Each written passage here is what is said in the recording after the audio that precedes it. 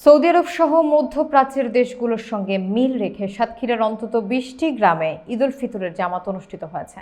রবিবার ৩০ মার্চ সকাল ৮টায় সদর উপজেলার ভাড়ুখালী আহলে সুন্নাহ আল জামাত জামে মসজিদে ঈদের নামাজ অনুষ্ঠিত হয়। এতে ইমামতি করেন মাওলানা মাহবুবুর রহমান। বিস্তারিত দেখুন মোকাররম বিল্লাহ ইমনের প্রতিবেদনে।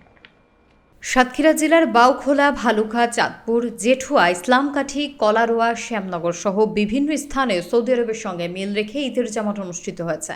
মাওলানা মাহবুবুর রহমান জানান, ১৯৮৬ সালে ওআইসি সম্মেলনে চাঁদ দেখার ভিত্তিতে বিশ্বব্যাপী একযোগে রোজা রাখার সিদ্ধান্ত হয়। তারই ধারাবাহিকতায় সাতক্ষীরার কিছু গ্রামে আগেভাগেই ঈদ উদযাপন করা হয়।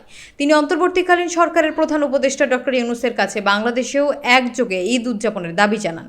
সাতক্ষীরার ভাড়ুখালী আহলে সুন্নাহ আল জামাত জামে মসজিদে আশপাশের জেলা থেকে আসা মুসল্লিরাও ঈদের নামাজ আদায় করেন। স্থানীয় মুসল্লিরা জানান, দীর্ঘদিন ধরে এসব গ্রামে সৌদি আরবের সঙ্গে মিল রেখে রোজা এবং ঈদ উদযাপন করা হচ্ছে। যদিও সরকারি হিসেবে ঈদ একদিন পর, তবে ২০টি গ্রামে আগেভাগেই ঈদের আনন্দ ভাগাভাগি করে নেন ধর্মপ্রাণ মুসল্লিরা। আমরা বেনাপোল থেকে আসছি এখানে ঈদের সালাত আদায় করতে। সকালবেলা মিষ্টি মুখ করে আসছি।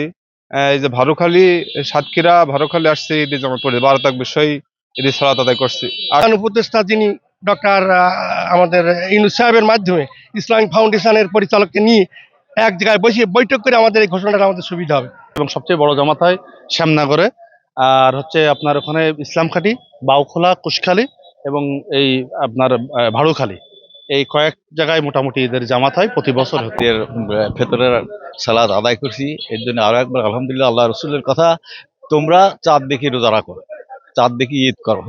তারপরে যদি সেটাতে না হয় তাহলে তোমরা সংবাদ শুনে রোজা রাখো বা ঈদ করো। আর